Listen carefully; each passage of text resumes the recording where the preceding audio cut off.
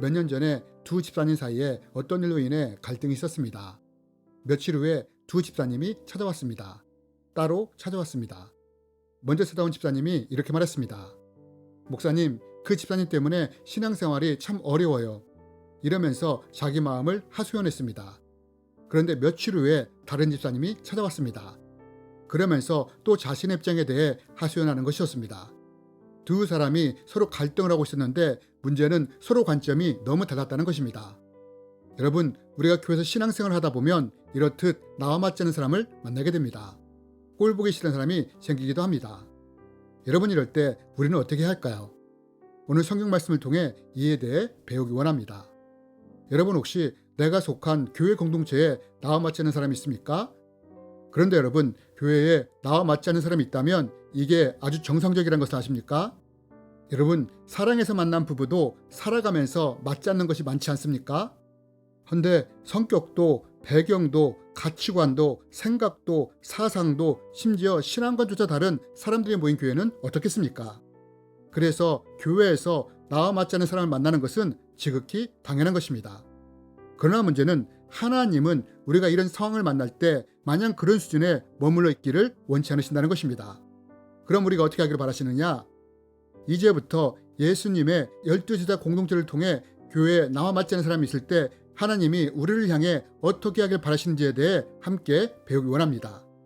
여러분, 예수님은 우리가 잘 알다시피 12제자를 뽑으셨습니다. 이들이 누구입니까? 성경은 말합니다. 이 12를 세우셨으니 시몬에게는 베드로라는 이름을 더하셨고 또 세베대의 아들 야고보와 야고보의 형제 요한이니 이 둘에게는 보아너게 곧 우레의 아들이라는 이름을 더하셨으며 또 안드레와 빌립과 바돌로메와 마테오와 도마와 알페오의 아들 야고보와 및 다데오와 가나안인 시몬이며 또 가룟 유다니 이는 예수를 판 자더라. 여러분, 이들이 예수님이 뽑으신 12사도입니다. 그런데 여러분, 이들이 제자로 뽑혔을 때 이 공동체 안에는 많은 갈등의 요소가 내재되어 있었다는 것을 아십니까? 이게 무슨 말이냐? 예를 들자면 세리 마테와 가나안인 시몬이 제자로 뽑혔을 때 이 둘은 마치 물과 기름과 같은 사이였다는 것입니다. 여러분, 시몬이 어떤 사람입니까? 로마로부터 이스라엘의 독립을 위해 싸웠던 열심당원이었습니다. 이들은 로마인들과 싸웠으며 이 로마인들을 돕는 앞잡이들을 제거 대상으로 삼았습니다. 그런 대상 중에 하나가 바로 세리였던 것입니다. 여러분, 이스라엘 사람들은 세리 자체를 싫어했고 죄인 취급을 했습니다. 민족의 피를 빨아먹는 매국노라 여기했기 때문입니다. 여러분, 우리도 일제강점기 때 일본 앞잡이 노릇을 한 시네프를 싫어하지 않습니까?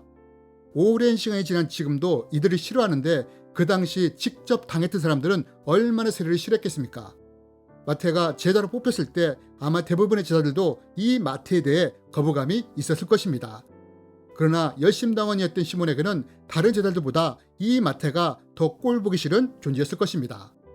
여러분, 교회 공동체 안에도 이런 꼴보기 싫은 사람이 있을 수 있다는 것입니다. 그럼 또 제자들의 성격은 어땠을까요? 제자들 중에는 다혈질적인 데다 자기 중심적인 성격을 가진 사람들도 있었습니다. 이 사람들이 누구입니까? 바로 야고보와 요한입니다. 여러분, 이들이 얼마나 다혈질적인지 아십니까? 어떤 사마리아 마을이 자기들을 환영하지 않자 예수님께 이 마을에 불을 내려 멸하여야 하지 않느냐고 말하지 않습니까? 오죽했으면 예수님도 이들을 향해 우리의 아들이란 뜻으로 보아너게라고 부르지 않았습니까? 또 뭐라고 말합니까? 자기들을 예수님의 우편과 좌편에 있게 달라고 하지 않습니까? 그런데 이 말을 들었던 제자들이 어떻게 반응했다고 합니까? 화를 냈다고 합니다. 여러분, 교회 공동체 안에도 이런 사람들이 있지 않습니까? 만약 내가 차분하고 조용한 사람이라면 이런 다혈질적인 사람을 볼 때 거부감이 들 수 있다는 것입니다. 뿐만 아니라 제자들 중에는 매사에 부정적인 사람도 있었습니다. 그 사람이 누구입니까? 바로 도마입니다. 그럼 베드로는 어땠습니까? 행동보다 말이 앞서며 또한 허세가 강한 사람 아닙니까? 가룟 유다는 어떻습니까? 앞에서는 번듯하지만 뒤에서는 죄를 짓는 사람 아닙니까? 여러분, 성경에는 기록되지 않았지만 아마 12명의 성격이 다 달랐을 것이고 이로 인해 관계가 결코 쉽지 않았을 것입니다. 저는 오래전에 이런 경험을 했습니다. 1999년도에 예수 전도단에서 DTS 훈련을 받았습니다. 8주는 강의를 듣고 8주는 전도여행을 했습니다. 8주간 강의 때에는 서로 잘 지내며 큰 문제가 없었습니다. 그런데 문제는 8주간 전도여행을 하면서 나타나기 시작했습니다. 생각도 다르고 가치관도 다르고 성격도 사상도 신앙관도 배경도 다른 사람들이 하루 종일 같이 생활하며 전도여행을 한 것입니다. 이 전도여행을 시작하면서 각자의 개성, 성격, 가치관, 신앙관, 관점들이 드러나면서 심각한 갈등이 일어나기 시작한 것입니다. 아마 12제자 공동체도 동일했을 것입니다. 서로 다른 성격, 관점, 배경, 가치관 이런 것들이 서로 충돌하며 갈등을 일으켰을 것입니다. 그런데 이런 갈등은 동일하게 교회 공동체에서도 일어날 수 있다는 것입니다. 교회뿐 아니라 직장이나 가정에서조차도 이런 갈등이 일어날 수 있다는 것입니다. 혹시 지금 내가 속한 곳에서 이런 갈등을 경험하고 있습니까? 내가 속한 교회 공동체 안에 이런 사람들이 있습니까? 이런 갈등이 당연한 것이긴 하지만 우리가 여기서 주목해야 할 것이 있습니다. 그것이 무엇이냐? 여러분, 복음서에 보면 12제자에 대한 언급이 나옵니다. 그런데 여러분, 이 복음서 말고 다른 곳에서도 제자들의 이름이 언급된 곳이 있다는 것을 아십니까? 그곳이 어디입니까? 바로 사도행전입니다. 사도행전에서 제자들을 어떻게 언급합니까? 들어가 그들이 유하는 다락방으로 올라가니 베드로, 요한, 야고보, 안드레와 빌립, 도마와 바돌로메, 마테와 및 알페오 아들 야고보, 살로신 시몬, 야고보의 아들 유다가 거기 있어. 여러분, 이 말씀을 보면 죄로 인해 무너진 유다를 빼고는 처음에 11제자들이 그대로 언급되는 것을 볼 수 있습니다. 여러분, 우리가 여기서 볼 수 있는 것이 무엇입니까? 처음에 제자들은 생각도 가치관도 배경도 사상도 다 달랐습니다.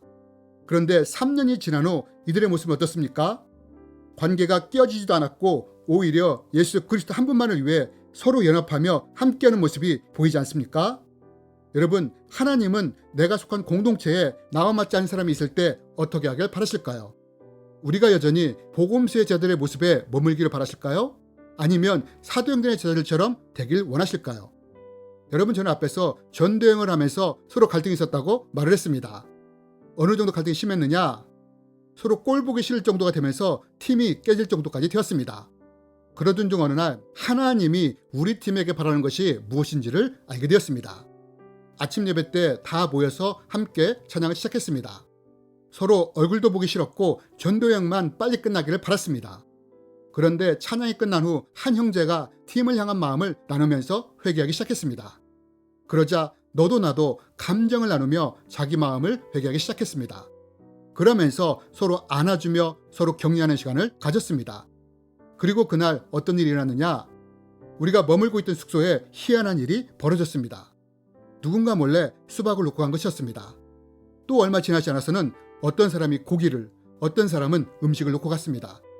이렇게 그날 20몇 가지의 물건이 플로잉되었습니다. 저는 이걸 보고 알았습니다. 우리가 서로 회개하고 안아주고 위로하고 격려했을 때 하나님이 기쁜 마음을 이렇게 표현해 주셨구나 라고 말입니다. 여러분, 사도 바울은 빌립보서에서 이렇게 말합니다. 아무 일에든지 다툼이나 허영을 하지 말고 오직 겸손한 마음으로 각각 자기보다 남을 낮게 여기고, 어떤 공동체든지 그 누군가 겸손한 마음으로 남을 나보다 낮게 여기는 사람이 있다면 결코 그 공동체는 깨지지 않을 것입니다. 교회 공동체 안에 누군가 이런 사람이 있다면 그 교회 공동체는 쉽게 깨지지 않을 것입니다. 혹시 내가 속한 교회 공동체에 손가락질 받는 마테와 같은 사람이 있습니까? 다혈질적이고 자기중심적인 야고보나 요한 같은 사람이 있습니까? 매사에 부정적인 도마 같은 사람이 있습니까? 말이 많고 허세가 많은 베드로 같은 사람이 있습니까? 그래서 이런 사람을 볼 때 내 마음에 거부감이 생기고 뒤로 물러가는 모습이 보입니까? 이럴 때 기억했으면 좋겠습니다. 이때 복음서의 제자들이 아니라 사도행전의 제자들의 모습을 말입니다. 그리고 교회 공동체를 향해 하나님이 어떤 마음을 가지고 계신지 성 프란시스코의 기도를 통해 마음에 새겼으면 좋겠습니다. 주님, 저를 당신의 도구로 써주소서. 미움이 있는 곳에 사랑을, 다툼이 있는 곳에 용서를, 분열이 있는 곳에 일치를, 의혹이 있는 곳에 신앙을, 그릇됨이 있는 곳에 진리를, 절망이 있는 곳에 희망을, 어두움의 빛을, 슬픔이 있는 곳에 기쁨을 가져오는 자가 되게 하소서. 위로받기보다는 위로하고 이해받기보다는 이해하며 사랑받기보다는 사랑하게 하여 주소서. 우리는 줌으로써 받고 용서함으로써 용서받으며 자기를 버리고 죽음으로써 영생을 얻기 때문입니다.